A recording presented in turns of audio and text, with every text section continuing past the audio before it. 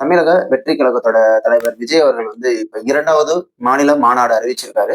அது வந்து எங்கேன்னா மதுரையில. அதுவும் திங்கட்கிழமை அறிவிச்சிருக்காரு. இப்ப எல்லாருமே என்ன பண்ணுவாங்கன்னா, மாநில மாநாடு வந்து நடைபெறுதுன்னா, அது ஞாயிற்றுக்கிழமை அந்த மாரி ஹாலிடேஸ்ல இருக்கும். ஆனா திங்கட்கிழமை அறிவிச்சிருக்காரு. அது என்ன காரணம் என்பதை வாங்க பார்க்கலாம். ஆகஸ்ட் 25 திங்கட்கிழமை மதுரையில 2வது மாநில மாநாடு வந்து நடைபெற போகுது. டிவிகேயின் ஒரு எழுச்சி இந்த நம்ம போன மாநாட்டிலே பார்த்தோம். அது வந்து என்னன்னா, அரசியல் வர்றதுக்கு முன்னாடி ஃபர்ஸ்ட் மாநாடுலயே அவ்வளவு கூட்டம் வந்துச்சு. இப்ப 2வது மாநாடு நடக்க போகுது. இது வந்து மதுரையில் நடக்குது. மதுரையில் நடக்குறது வந்து நெறைய சிறப்பு நிகழ்ச்சிகள் நெறைய இருக்கு. நம்ம ஆகஸ்ட் 25 நெறைய விஷயத்த சொல்லலாம். அது மாரி ஃபர்ஸ்ட் சொன்னோம்னா, நம்ம கேப்டன் விஜயகாந்த் அவர்களுடைய பிறந்த நாள்.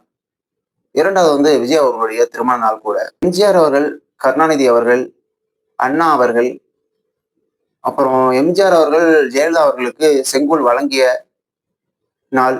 இது எல்லாமே ஆகஸ்ட் 25ஆம் தேதி மதுரையில நடந்த மாநாட்டோட தேதி தான். ஓகேங்களா?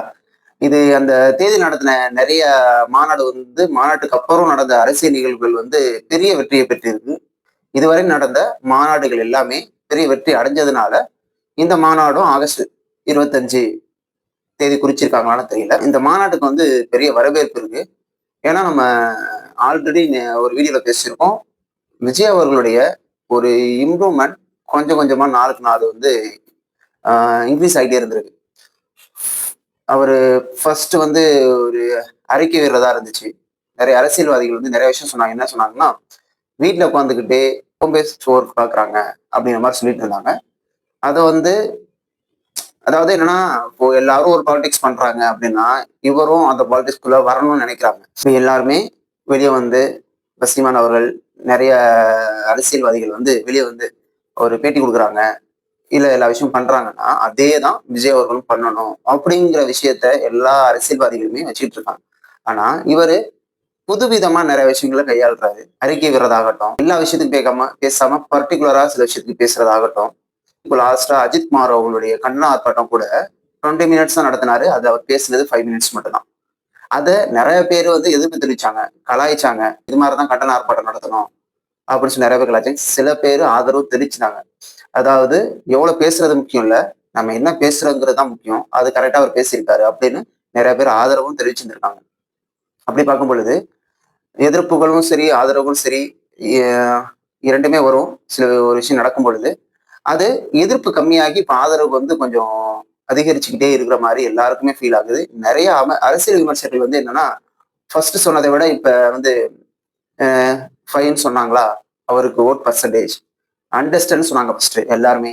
அப்புறம் ஓட் பர்சன்டேஜ் வந்து 5ன்னு சொன்னாங்க. அப்ப டபுள் டிஜிட் வந்தாங்க. இப்ப டபுள் டிஜிட் 20, 25க்கு மேல போவாங்க அப்படிங்கிற மாதிரி சொல்றாங்க. இப்போ பெரிய துருப்பிச்சிட்டா இருப்பாரு அப்படின்னு விஜய் சொல்லிட்டு இருக்காங்க. இப்போ இந்த மதுரை மாநாடு நடந்து முடிஞ்சிருச்சுன்னா, இதுக்கு மேல இன்க்ரீஸ் ஆகுறதுக்கு வாய்ப்பு இருக்கு. தமிழக வெற்றி கழகம் வந்து நிறைய கட்சிகளுக்கு ஒரு துருப்புச்சீட்டாகவும், சில கட்சிகளுக்கு ஆதரவாகவும் இருக்க வாய்ப்பு இருக்கான்னு போக போக நாட்கள் தான் சொல்லும் அத. ஏன்னா, திமுக கூட்டணிக்குள்ள நிறைய விஷயங்கள் நடந்துட்டு இருக்கு. அது வெளிய ரொம்ப தெரிய வரலனா கூட சில விஷயங்கள் இருக்கு. வேற வழி இல்லாம அப்படி இருக்க மாரி தான் இருக்கு. ஏன்னா, உங்கள நம்பி வந்தா ஒரு டபுள் மைண்டடா இருப்பாங்க பாத்தீங்களா? அது மாரி தான் நிறைய கட்சிகள் கூட்டணிக்குள்ள இருக்காங்க. ஏடிஎம்கே கூட்டணியும் அப்படிதான் இருக்கு. அப்படி பார்க்கும் பொழுது, டிவிகே வந்து ஆல்ரெடி இன்ஃபார்ம் பண்ணிட்டாங்க. விஜய் அவர்கள் தான் முதல்வர் வேட்பாளர். அவர அக்செப்ட் பண்ணிட்டு எந்தெந்த கட்சி வராங்களோ, அவங்க டிவிகேக்கு வரலாம் அப்படிங்கிற அறிவிப்பை வெளியிட்டாங்க. இப்ப இப்படி பார்க்கும் பொழுது, நிறைய கட்சிகள் வந்து ஈகோ கிளாஷ்னால அவங்க வர்றதுக்கு யோசிக்கிறாங்க. ஆனா, இந்த மாநில மாநாடு அவருடைய செல்வாக்க உயர்த்தி வச்சாருன்னா, கண்டிப்பா நிறைய கட்சிகள் டிசம்பர் அந்த காலகட்டத்துக்குள்ள நிறைய கட்சிகள் வர வாய்ப்பு இருக்கு. அது நடக்க போதான்னு பார்ப்போம். டிவிகே 2025 ஆகஸ்ட் 25ல 2வது மாநில மாநாடு நடத்த போறாங்க. இது அவங்களுக்கு வெற்றியை கொடுக்குதா?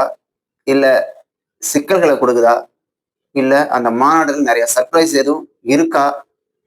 அப்படிங்கிறத நாம பொறுத்திருந்து பார்க்கலாம். இது மாதிரியான அரசியல் மற்றும் உலக விஷயங்கள் எதுவும் தெரிஞ்சுக்கணும் நீங்க விருப்பப்பட்டீங்கன்னா என்ன ஃபாலோ பண்ணுங்க. தேங்க்யூ.